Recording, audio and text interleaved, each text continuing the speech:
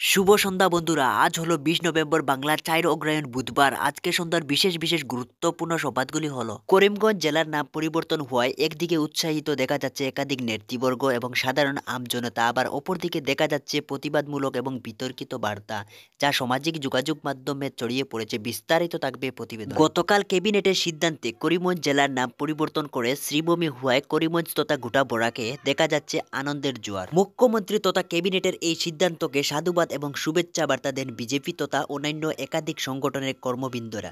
শুভেচ্ছা বার্তা দেন করিমগঞ্জের এমপি কৃপানাথ মাল্লা এবং শিলচরের এমপি পরিমল শুক্লবৈদ্য। তাছাড়া পাতানকান্দির এমএলএ কৃষ্ণেন্দু পাল এবং নর্থ করিমগঞ্জের বিধায়ক কমলাক্ষ দে পুরকায়স্থ এবং লক্ষ্মীপুরের এমএলএ কৌশিক রায়। আবার অপরদিকে এই নাম পরিবর্তনকে নিয়ে বিতর্কিতভাবে দেখা যায় একাধিক রাজনৈতিক দল এবং বিশিষ্ট রাজনৈতিক নেতৃবর্গকে। আজ মহারাষ্ট্র এবং ঝাড়খণ্ড দুটি রাজ্যে অনুষ্ঠিত হচ্ছে বিধানসভার ভোট গ্রহণ।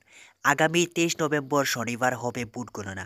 কার হাতে যাবে ক্ষমতা, কংগ্রেস, বিজেপি না আঞ্চলিক রাজনৈতিক দলের? আজ এক দফায় অনুষ্ঠিত হচ্ছে মহারাষ্ট্রের বিধানসভায় ভোট গ্রহণ। আবার অন্যদিকে দ্বিতীয় তথা শেষ দফার ভোট গ্রহণ অনুষ্ঠিত হচ্ছে ঝাড়খণ্ডে। ইন্ডিয়া জোট না এনডিএ, কে আসবে ক্ষমতায়, আজ স্থির হবে বুথে। আগামী শনিবার হবে ভোট গণনা। এই দুই রাজ্যে বিধানসভায় কে যাচ্ছে ক্ষমতায় তাকিয়াচ্ছে গোটা দেশ।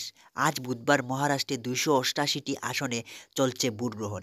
একই সাথে ঝাড়খণ্ডে দ্বিতীয় তথা শেষ দফায় 81টি আসনের মধ্যে 37টি বিধানসভা আসনে চলছে ভোট। রয়েছেন একাধিক দলীয় এবং নির্দলীয় প্রার্থী। আজ ভোট দিতে দেখা গেল বিশিষ্ট তারকাদের।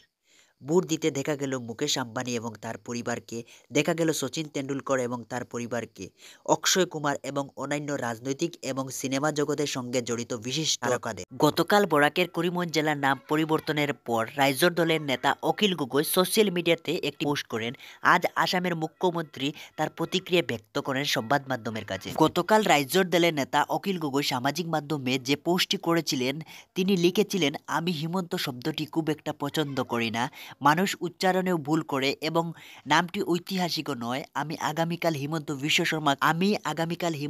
শর্মাকে একটি নতুন নাম দিব। তার পরিপ্রেক্ষিতে অসমের মুখ্যমন্ত্রী ডক্টর হিমন্ত বিশ্ব শর্মা বলেন, যদি আমার নাম 1919 সনে রবীন্দ্রনাথ ঠাকুর বা লক্ষ্মীনাথ বড়ুয়া দিতেন তাহলে পরিবর্তন করে নিতাম। পরবর্তী আপডেট পেতে চ্যানেলটিকে সাবস্ক্রাইব করে রাখুন।